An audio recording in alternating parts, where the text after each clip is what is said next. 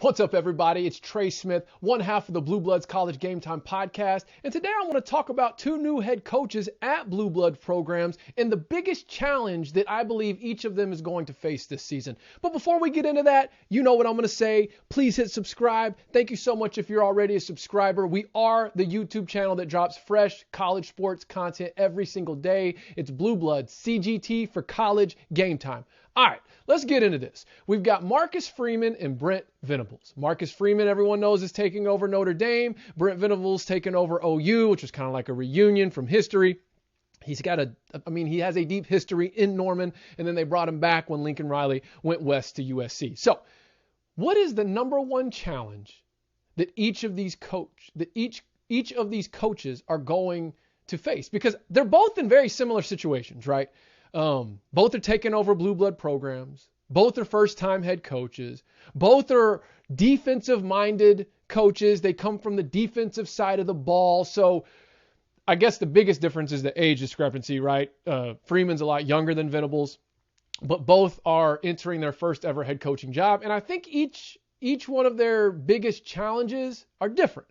So I'm going to start with Marcus Freeman at Notre Dame. What do I think Marcus Freeman's biggest challenge will be is the fact that he is in a microwave. Okay?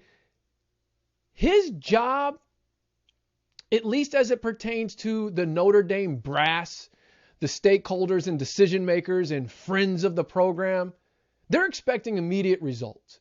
See, I still believe that the Marcus Freeman hire on some level with some of those decision maker people was a placeholder for someone else. Now, who was that someone else? I don't know. Could it be Luke Fickell? Could it be Urban Meyer? Could it be someone else they have their sights set on? I'm not sure, and I hope that I'm wrong. But that is what I truly believe as it pertains to the Notre Dame brass, that they're looking at Marcus Freeman as a placeholder, and if he underachieves in any way, he's gone. So I think his biggest challenge is working uphill in a sense that he's not really getting the time that he deserves to really truly build and establish his program and his culture, but more so he's expected to just come in and win right away. Now, if you look at the staff that he's assembled and you look at the recruits and transfer portal people that he's bringing in, he might be able to do that. He may have him in the CFP in year one. I don't know. He's got two big games on the schedule. He's got Ohio State to start the season. He's got USC to end the season, and both of those games could have some major stakes as it pertains to their bowl game at the end of the year.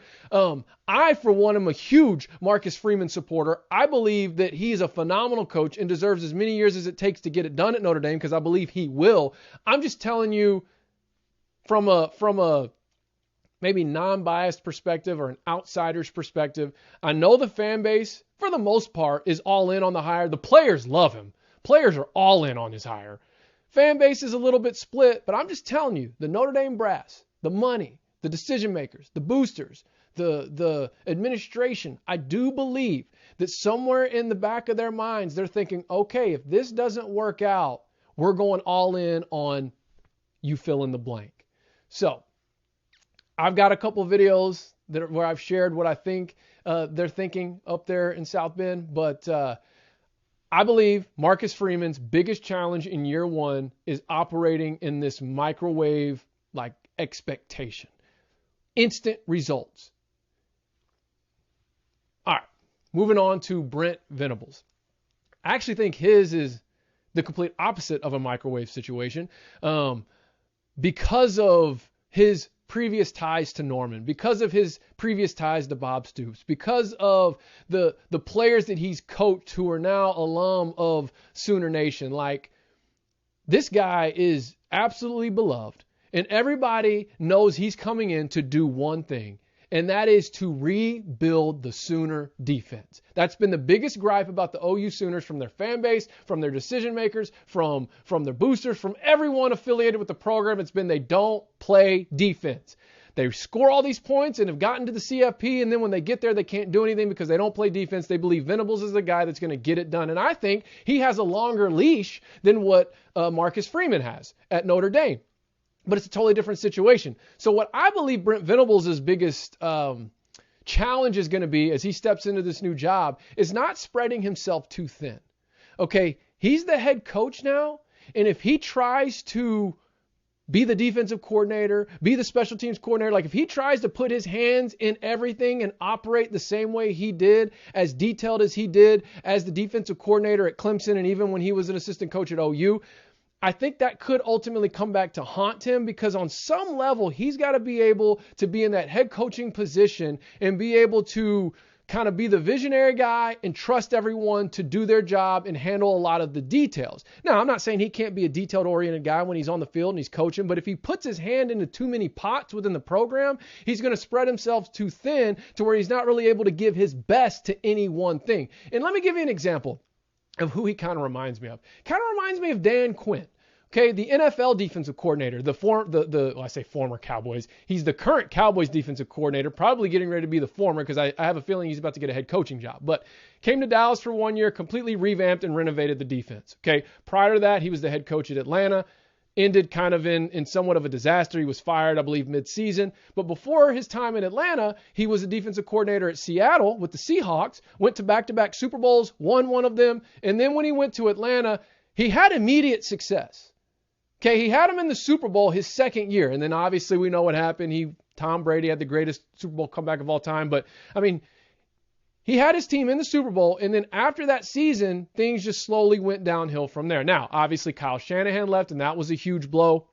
But if you listen to Dan Quinn talk about his self-evaluation and self-reflection of his time as a head coach in Atlanta, he said the biggest thing that he learned, or one of the biggest things that he learned, was not to spread himself too thin. He can't be in charge of every single detail of every single thing, because when he tries to do that, he couldn't be great at any one thing. He was just spread all over the place. And then you look, he comes to Dallas as the defensive coordinator, where he's got one thing that he can be laser focused in on, and he completely changes a defense that was the worst in the NFL a year ago to one of the best in the NFL this season. So I think when he gets his next head coaching job, he'll keep that in mind. And he'll probably have a better plan to make sure that he can just stay laser focused on several things, and that he trusts others to handle the details of other things. And I think that's kind of what Venables is going to have to find his balance with, is being this just hardcore defensive guy and having a specific way of how he wants to play defense and how he wants it to be coached. There's going to be pieces to that he's going to have to somewhat let go of, so that he can be that head coach and really build the culture and establish what he's trying to establish in Norman.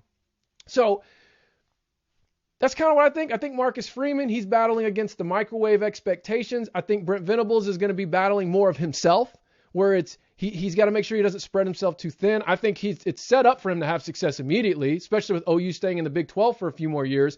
I think if he just comes in and makes some marginal improvements defensively, they're going to be right back at the top of the conference, which is where they've been up until this prior season. And I don't know.